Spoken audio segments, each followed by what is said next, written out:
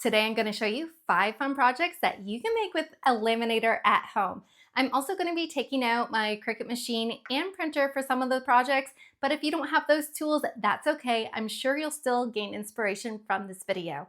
If we're just meeting right now, hi, my name is Nisha. Welcome to Little Craft Nest. Recently, QFUN reached out to me asking if I wanted to test out their laminator, and I didn't hesitate to say yes because I have had my eye on one of these for quite some time. The QFUN Laminator is lightweight and very easy to use. It came with several thermal laminating pouches in a variety of sizes, and then if you open up the lid, inside there is actually a paper trimmer, which will definitely come in handy, a hole puncher, a corner rounder, and some rings.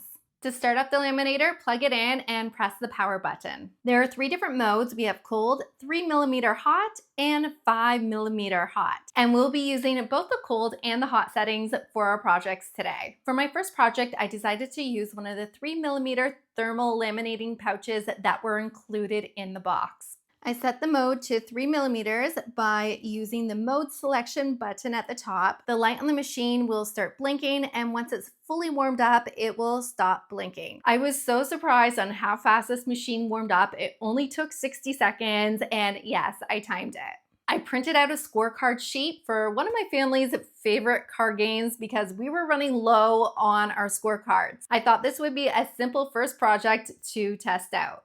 I opened up one of the thermal laminating pouches and put my scorecard inside and then folded the top down over it again. Make sure when you're feeding your laminating pouches through the laminator that folded edge that attaches the 2 laminate pieces together glides through first. And this is real-time speed right here, so you can see how fast this machine works.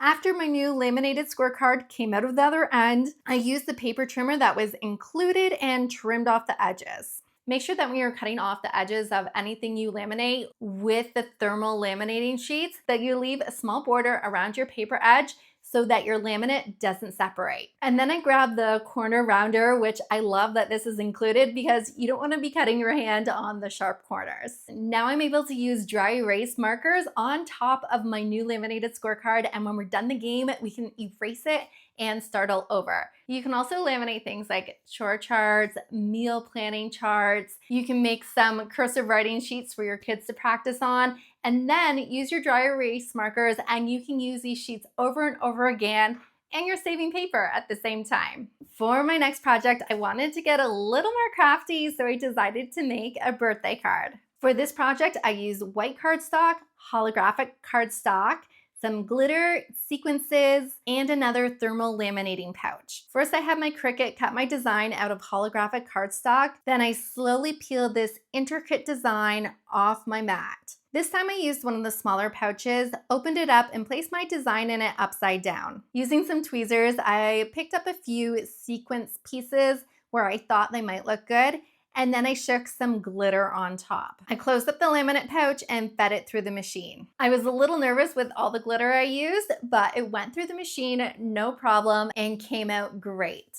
Then I trimmed the edges with a pair of scissors. I could have used a paper trimmer, but I used scissors for this. And then I rounded the corners, and it just looks so pretty. I also have my Cricut cut out a card, and then I glued the laminated art to the top. And I just really love how this card turned out. For my third project, I thought it would be fun to do some Polaroid-inspired photos. I had my Cricut cut out some Polaroid frames, but if you don't have a Cricut, you could cut these out by hand out of cardstock, and you can use a little knife to cut out the center. I also have my printer print out some images on photo paper. I placed the photos in the laminating sleeve and then layered the cardstock on top. If you're worried about your pieces separating in the laminating pouch, you could use some glue or tape. I didn't use either glue or tape because I wanted to see how well it would hold up. So no glue or tape needed, just layered them inside the pouch, and then I fed the laminating pouch through the laminator, and they turned out so good. Once again, I trimmed around my project and used a corner rounder to get rid of those sharp corners. Then I decided to feed them through the laminator one more time just to make sure they were sealed well. These photos turned out so cute, but I do have a confession. These are not my animals. They're super cute, but I got these images off of Canva. Now that I've shown you 3 projects using the hot lamination setting, we're gonna do some using the cold laminate setting. When using the cold laminate setting, you will not be using the thermal pouches. Instead, you'll be using self-adhesive laminate, which is basically like a transparent sticker. Self-laminate sheets can be used without a laminator, but the laminator really helps seal the self-adhesive laminate to your paper so that it is stuck on there really well. One of my favorite things to make is stickers, and I've been using self-adhesive laminate sheets for many years, but I've never used them with a laminator before. So that's what I decided to test out. I had my printer print out my design on sticker paper. Then I grabbed a self-adhesive laminate sheet and peeled back the backing at the top and folded it over. I then lined up the laminate sheet over my sticker paper and pressed that top sticky edge down. So that created a little tab underneath, and I'm gonna grab that tab as I try to feed my sticker sheet through the laminator. So here the laminator is slowly pressing down my laminate sheet while the backing is being removed. This is just such a cool method. It looks so neat. After it finished going through the laminator, I placed my sticker sheet on a Cricut mat and then let my Cricut cut out my stickers. And here they are. They just turned out so cute. One of my favorite things to make. For my last project, I wanted to make some transparent bookmarks because I've been seeing them a lot on social media. So I wanted to try to make these with my laminator. For this project, I used some printable transparent film, which I placed in my printer to print out my design. Now, when you're using this, make sure you're printing on the right side and that you're patient afterwards. Let this project dry before you put your laminate sheet on top. Now, I kind of messed this up 2 times because at first I printed on the wrong side, but if you do that, it's easy to wipe it off and try again. And I didn't let my designs dry long enough.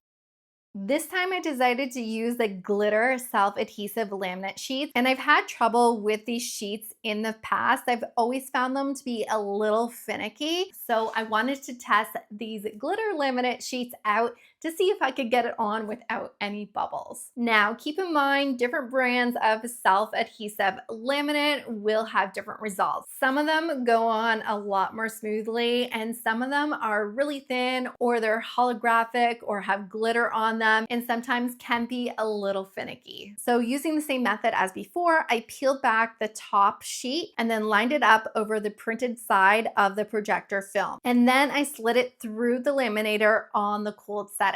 As a side note, when using the cold setting, you don't have to wait for your laminator to warm up. You can just turn it on and feed it through. I did get a few bubbles on my sheet, but thankfully none of them were directly on any of my images, so that was good. I took a pin pen and popped some of those bubbles, and I was able to smooth out the laminate so that you weren't able to tell that there were any bubbles. After I got rid of those few bubbles, I fed my sheet through the laminator one more time. I then had my Cricut cut out each of my bookmarks, but if you don't have a Cricut machine, you could do this by hand as well. These turned out so cute, despite the fact that some of them have a few smudges. I used the little hole puncher that came with the laminator, and I punched a hole in the top of one of the bookmarks and added a little tassel. I really love these transparent bookmarks. I think I'm gonna have to try to make a few more without any smudges, and I'm sure my bookworm kids are gonna love these too.